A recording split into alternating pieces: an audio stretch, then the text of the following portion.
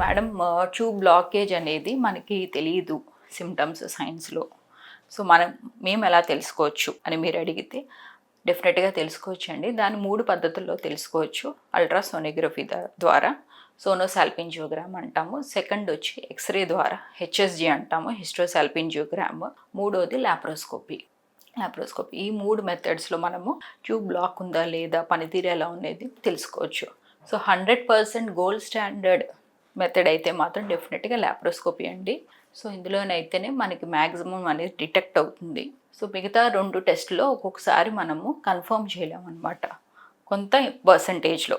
So ఇలా confirm అవ్వలేదు అనుకోకుండా మనకి ట్యూబ్ టెస్ట్ అనేది ఎక్స్రేలో కానీ స్కాన్లో కానీ నెక్స్ట్ మనం లాప్రోస్కోపీలో అయితే 100% డయాగ్నోస్ చేయొచ్చు ట్యూబ్స్ ఓపెన్ ఉన్నాయా లేదా. సో అదే సిట్టింగ్లో మనకి ట్యూబ్స్ ఏమన్నా బ్లాక్ ఉంటే మాత్రం దాన్ని మనం క్లియర్ ఆఫ్ చేసేయచ్చు.